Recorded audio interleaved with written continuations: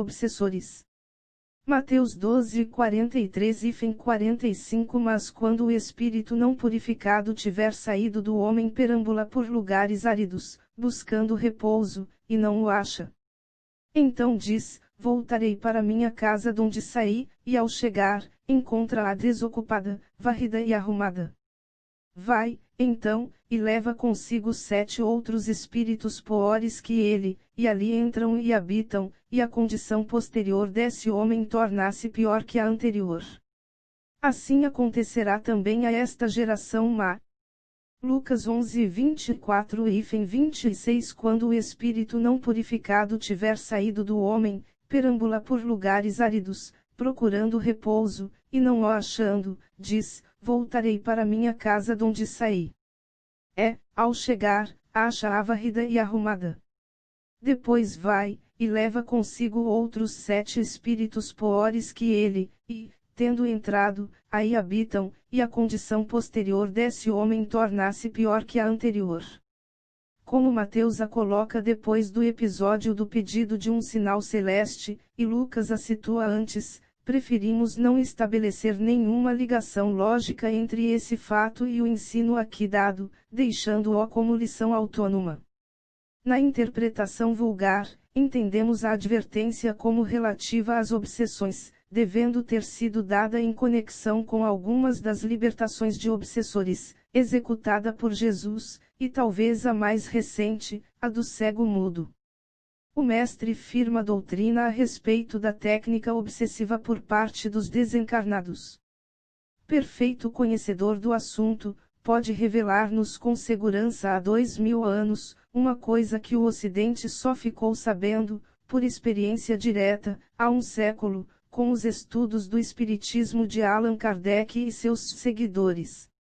O obsessor, espírito não purificado, acatarton, e, por conseguinte, não esclarecido, mas não se use o termo contundente e descaridoso imundo, afinal é um espírito filho de Deus, como nós. Liga-se a uma criatura por quem sente ódio e sede de vingança. Ora, o ódio é o desequilíbrio de um amor, frustrado por qualquer motivo, e quanto maior o amor, mais fundo o ódio. Uma vez ligado fluidicamente à criatura, ou, na linguagem evangélica, tendo entrado nele, o obsessor passa a usufruir de todas as sensações e emoções da vítima, ao mesmo tempo que lhe injeta todas as suas próprias sensações, emoções e pensamentos, estabelecendo-se, assim, tenebroso, intercâmbio de vibrações barônticas, muito desagradáveis para o encarnado, embora aprazíveis para o perseguidor. Ocorre que, quando, por ação externa, é ele desligado de sua vítima, se vê coagido a permanecer pervagando no plano astral que, mutável como é, apresenta a cada entidade o aspecto condizente com sua evolução. Em se tratando, pois de entidades não evoluídas, a ambiência astral manifesta-se como a exteriorização da imaginação de cada um, região ainda inóspita, árida, sem água igual a anhidron, cansativa porque sem postos fixos de referência, já que é instável, onde o espírito não encontra repouso, porque sua desorganização mental faz que aí os sítios se modifiquem a cada alteração do pensamento. O repouso, ou paz, só poderia provir de seu próprio âmago, de seu coração, e justamente aí reside da insatisfação frustrada e a rebeldia inconformada, que se projetam no intelecto, o qual, ao pensar, plasma os ambientes pavorosos em seu redor. Quando, porém, se vê desligado da vítima e aliviado das pressões fluídicas que o expulsaram daquele posto avançado da luta em que vivia empenhado, se sente descontrolado e confuso e tenta voltar. Ao chegar, novamente atraído pela sintonia vibratória, alguns obsidiados registram sensações desagradáveis pela ausência do peso do perseguidor a que estavam habituadas, e esse vazio faz que subconscientemente de novo o atraiam para junto de si. Percebe que há dificuldade em influenciar a antiga vítima, a casa está desocupada, varrida e arrumada. Significa isso que a personagem visada já se corrigiu de alguns defeitos, colocou em ordem suas emoções, reequilibrando sua aura e se libertou das falsas imagens sugeridas pelo perseguidor espiritual. Talvez, até, tente injetar-lhe novos quadros astrais inferiores, sem encontrar ressonância, perdeu a antiga ascendência. Regressa, então, descorçoado, mas não desanima de seus objetivos. Consegue, nas rodas de entidades semelhantes a si, outros 7 piores que ele. A decepção com a evolução de quem ele considera seu inimigo, faz nele crescer proporcionalmente a raiva e o desejo insano de derrubá-lo do ponto atingido, e não aceita obstáculos a seu ódio implacável. Ao lado dos 7 novos amigos, e já a ele subjugado porque devedor de um obséquio que será cobrado até o último centavo e mais os juros, embora eles só aceitem a empreitada quando vêem possibilidades de auferir boas vantagens de baixo teor, o ataque é renovado. E a condição última torna-se pior que a anterior. Jesus termina prevendo e predizendo que assim aconteceria àquela geração má, ou melhor, enferma, ponerá, que não está assimilando a profundidade de seu ensino. A lição desdobra-se em profundidade maior que a aparente. A escala de valores, como sempre, aplica-se a diversos graus, segundo a interpretação que pode ser dada. Em primeiro plano aparece, sem dúvida, a lição literal, que vimos acima.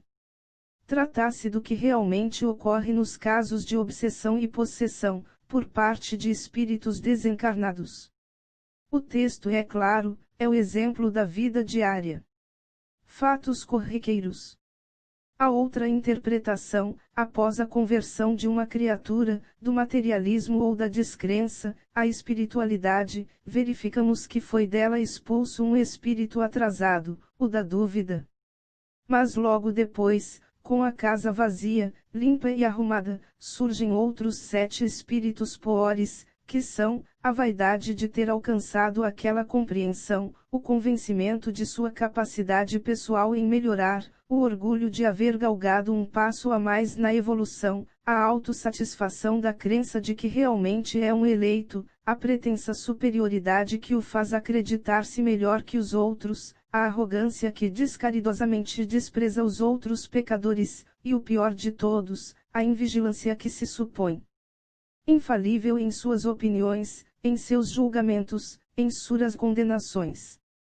Esses 7 espíritos piores, muito piores, que o materialismo e a descrença, passam a morar naquele indivíduo, cujo estado se tornou muito mais grave do que antes. Huberto Roden tem uma frase que descreve bem esse caso tão típico e, infelizmente, tão comum nos espiritualistas de qualquer religião.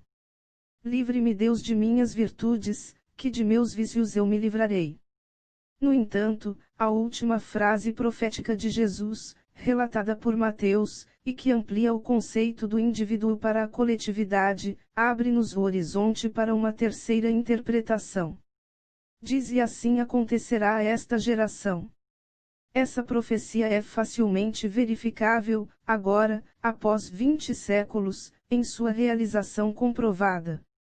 Aqueles homens que ingressaram no cristianismo, embora o cristianismo não tivesse ingressado neles, e que, portanto, não perceberam o âmago, a base, a profundidade do ensino de Cristo, foram exatamente os que se apoderaram do poder, imbuídos da convicção de se haverem libertado do espírito do paganismo e do judaísmo. Expulso aquele espírito, todavia, outros 7 piores vieram neles habitar. Convenceram-se de que eram os melhores, quiçá os únicos que realmente compreendiam e interpretaram a verdadeira religião cristã, numa vaidade sem limitações, incharam de convencimento a ponto de se intitularem, eles mesmos, os legítimos e indiscutíveis representantes de Deus na terra, herdeiros dos apóstolos, fundamentando-se, para isso, no lugar geográfico em que se encontravam, e não no espírito que possuíam, encheram-se de orgulho, certos de que eram donos de Deus e chegaram ao cúmulo de se julgarem por ele obedecidos, podendo determinar por decreto, aqueles que deviam habitar o céu, e mesmo, durante certa época o fizeram, até o lugar do céu que deveriam ocupar, dormiram sobre os louros das conquistas de seus postos, com a autossatisfação de que eram escolhidos, os eleitos de Deus, os privilegiados do planeta, felicitaram-se com a pretensa superioridade de que, quem os não seguisse, estaria condenado, e desprezarão, perseguirão, e espezinharão outros povos, destruindo documentos e monumentos que, por não provirem deles, eram julgados diabólicos, cresceram em sua arrogância desmesurada, torturando, queimando, e assassinando, em nome de Deus e como delegados seus, todos aqueles que se lhes não queriam submeter, e finalmente caíram na pior das invigilâncias, solenemente decretando-se a si mesmos como sendo infalíveis, pois o que diziam era o próprio Deus que falava por sua boca. A profecia de Jesus cumpria-se ad literam, nem um iota. No capítulo 17 do Apocalipse há outros pormenores proféticos a respeito da Babilônia a Grande, v5, instalada sobre 7 colinas, v9, e que está embriagada, satisfeita, feliz em sua irresponsabilidade, com o sangue dos mártires, testemunhas, de Jesus, tanto que o vidente ficou estupefacto ao vê-la, v6.